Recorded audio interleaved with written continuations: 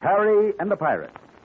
Well, yesterday, Terry and Dude Hennick pulled a few tricks out of the bag and rescued two ladies in distress, Burma and April Kane.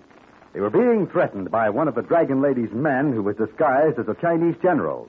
Of course, when little April stepped into the scuffle and tapped the fake General Chang over the head with a revolver butt, well, that helped a bit, too. Well, in today's transcribed adventure, we'll see what else helped our friends. So stand by, and meanwhile, here's something to help you have fun. Terry and the Pirates is brought to you by the makers of Libby's Pineapple Juice, one of Libby's 100 famous foods. You know, boys and girls, you've heard a lot in this show about the remarkable invention called a terryscope. It's played a big part in our friends' adventures, and it's going to play a big part in excitement still to come. Now, it's a fact that you yourself can actually get a terryscope just exactly like the one in the show, and if I were you, I sure would see to it that I got mine right away. Now, you'll get a great big kick out of listening to the program with your own terryscope right there in your hand, and you're sure going to feel left out in the cold if the other kids are all playing games with their terryscopes and you haven't got one. Now, getting your terryscope is plenty easy thanks to Libby, who makes those swell-tasting juices you've heard me talk about. All you have to do is get a label from Libby's tomato juice and one from Libby's pineapple juice and 10 cents. Now, you can rustle up a dime, all right, can't you? Why, of course you can. And you'll be the first to say that a dime never bought so much fun and excitement. All right, now you take your labels, one from Libby's tomato juice and one from Libby's pineapple juice. On the back of one of them, print your full name and address and give your age. Then put the labels in an envelope along with a dime and mail them to Terry in care of Libby's, Chicago, Illinois. I'll repeat the address. It's Terry in care of Libby's, spelled Libbys, in Chicago. Now, that's all you do to get your terryscope, and if you're smart, you'll do it right now. After all, this offer is only being made for a limited time. And take it from me, anybody who doesn't get a terryscope is going to be mighty disappointed. You'll not only be missing out on having a terryscope, exactly like Terry's, you'll miss out on all kinds of games and fun besides.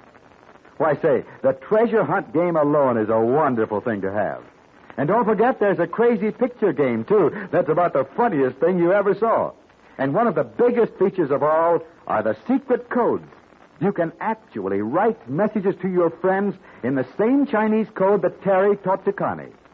Well, any boy or girl who knows a good thing when he hears about it will send for his terryscope. So remember the address. Terry, in care of Libby's, Chicago, Illinois. Send a label from Libby's tomato juice, a label from Libby's pineapple juice, and a 10-cent piece. And be sure to give your own full name and address. And now, Terry and the Pirates.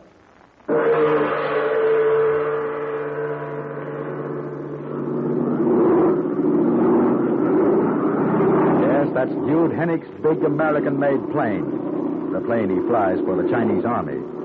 But today he's flying Terry Lee, Pat Ryan, Burma, and April Kane to a remote spot many miles from Chongqing.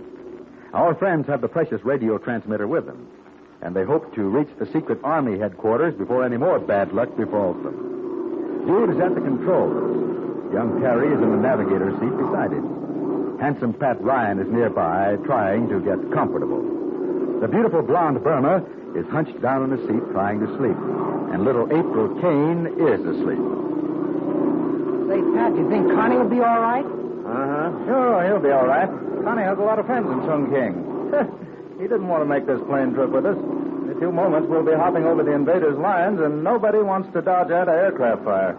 Yeah, but I'm afraid Connie will be lonesome for us. Yeah, don't worry about him. I'll be flying back to Chongqing regular now. I'll pick him up on one of these trips. How about Big Stoop?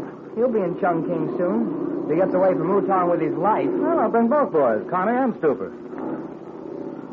Well, I hope this is the last of our Dragon Lady troubles, huh, Pat? Uh-huh. You don't seem excited about it. Look, I'm up here in a plane. We're going someplace only Pilot Hennick knows where, and what's the use of being excited? Cheer up, Patsy. As soon as we meet General Chang and hand him the radio transmitter, you can sleep for a week. The real General Chang this time, huh? Yeah, the real McCoy Chang. He's a grand guy. Nothing like the fellow who tried to impersonate him back there in that Chungking Hotel. Well, how much longer do we fly through the air with the greatest of ease, Duty? Well, if we don't hook up with some enemy planes, or if we don't get shot full of holes by ground fire, I'd say another half hour should be about right.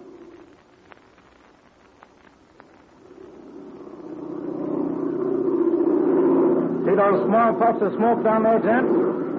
Yeah. Those are batteries, anti-aircraft guns, and they'll be popping at us in a minute. Well, can't we fly higher out of their range? No, not with the load we're carrying, Pat. Maybe I'd better wake Burma and April and tell them that... No. What they don't know won't hurt them, and if one of those pom-poms hit us, they'll never know it anyway. Well, that's a nice, comfortable thought, Duty. I warned you folks when we were in Chungking. This is no picnic. Well, what's the chances of swinging in a circle and avoiding the gunfire? No, then we run into the invaders' planes, small fast ships, and they'd be on me like a swarm of locusts. This baby can't do all the tricks they can do. It'd be a swell target. Now, we're better off to take a direct route and trust to luck. And gents, from here on, it's anybody's game. Now, hold your seats.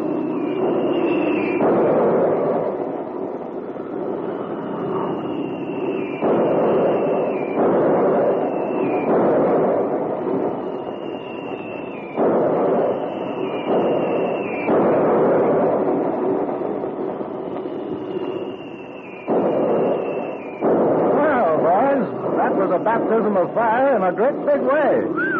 You go through that very often, dude? No, only when I fly over the lines every few days. You get used to it. I'll take that any day to the things we've been through with the Dragon Lady. Well, that anti-aircraft fire makes an awful racket, eh? Let's see how we dodged the bullets. We didn't. Not all of them. Look out there on the wing. Well, I'll be a... Say, the bullets went clean through it. Hey, if you guys will stop jabbering for a moment, I'll set this crate down on terra firma. Yeah. Put Terry Lee on Terry Burma. That's all I ask. Quiet, you yogo, will you?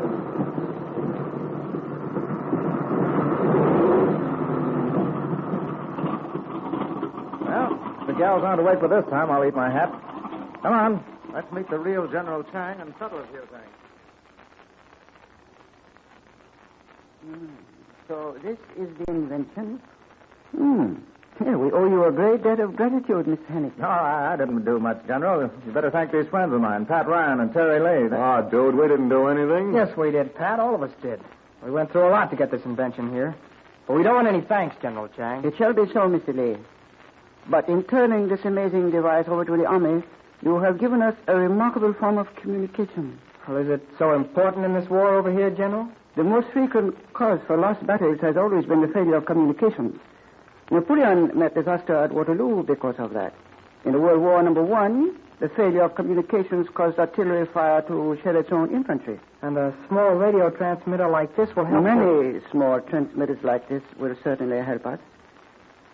Just a few minutes ago, you showed me a device you call a telescope. You can signal with it. That is a form of communication. You told me also about a secret Chinese code. Yes, and the Morse code. Both forms of communication. But, however, to return to the subject, until this army does a complete and accurate job of its communication, no battle can be won. Remember that. Well, if we've settled everything, I could do with a bath and something to eat. Not very sleepy. There you see. The invader is always to be reckoned with. Yeah, that's an air raid warning. Say, where do we go? I mean... There is no hurry. Mr. Lee... we should call me Terry, sir. I'm not used to being called Mr. Lee. Oh, very well. Terry. As I was about to say, gentlemen, communications are important. This is an instance of it now. The invaders' planes are many miles from us, and yet our signalmen have spotted them. And when they arrive with their bombs and terror, we shall be ready for them. But do come with me, gentlemen. I will personally show you to your quarters.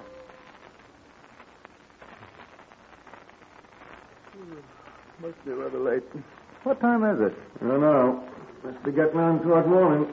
If they had some light in this air raid shelter, it wouldn't be so bad. Sure is quiet in here. Can't hear the sirens or planes or anything. And so, the raid is over. Oh, hello, General Chang. Thank you, Mr. Terry. And as usual, it was more fury than anything else. A nighttime raid in this mountain retreat has never been a success. Everything is well hidden. Our camouflage is quite effective. But I'm afraid the morning light is not pleasing today. Why? What's the matter? The weather has turned cold. You will need warm clothes to make the trip. Trip? What trip? Well, obviously it is not possible for you to share the hardships of this headquarters camp. Well, of course, we can fly back to Chongqing in my plane. No, I'm afraid that is out of the question, Mr. Hennick. Oh, how come? The air raid caused some damage at the landing field, and one of the bombs scored a direct hit On my plane?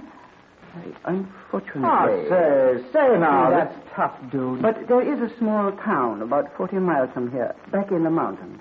A new landing field is being prepared. Yes? And I have arranged to transport you gentlemen and the two ladies to this town. The name is Min Chao, near the foothills of the Kunlun Mountains. And how long will we have to stay there, General? Well, that I cannot say at the moment. But you will be safe and warm, and you will have food and clothing. Well, lads, we'd better see things the General's way. Bless, Bess, we're lucky to be alive and able to grumble. Well, what do we do when we get there? Well, you may be interested in a special project we have there. But I will tell you about that later. I shall be in Min Chao myself very soon. Are there any Americans in Min Chao, sir? Oh, yes, indeed. It is quite a busy place. You see, the invader has not yet discovered how important it really is. Oh, but there, come. I have warmer garments for all of you. It is well you get started along the road in the daylight. It is a dangerous journey at best. Yes, it is a dangerous journey, and none of our friends even realize how dangerous. But you shall know. I'll give you a clue in just a moment. So stand by. Here's a tip for every one of you kids who wants a periscope just like the one used in the show. All you need to get a periscope like that one, a periscope with 8 special features, is 2 Libby's labels and 10 cents. Now, tomorrow, Saturday, is a day when your mother is just about certain to be buying things at the grocery store. So why don't you do this? Why not ask her right now to put Libby's tomato juice and Libby's pineapple juice on tomorrow's grocery list? Those are the labels you need to get your periscope. And believe me, you won't have any trouble persuading Mother to get them for you. Libby's juices are so inexpensive, so easy to fix, and so good for you and all the family, why, your mother will be glad to remind you to get them. So just you take the labels off the cans, one from Libby's pineapple juice and one from Libby's tomato juice. Print your full name, address, and age on the back of one, and mail them with 10 cents to Terry in care of Libby's, Chicago, Illinois. That's the way to get your periscope. The way to help yourself to loads of fun and thrills. So get your order in, kids, without any more delay. Address Terry in care of Libby's, Chicago.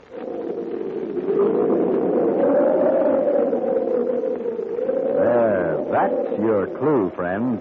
The wind. The wind and the snow. Something that paralyzes friend and foe alike. Mother Nature can beat all the armies in the world, and she always wins, always. So if you want to thrill a minute, then join Terry and his friends as they start out on the cold, perilous journey to the foothill town of Min Chao on next Monday's Transcribed Adventures. Here is excitement more hair-raising than all the air raids put together.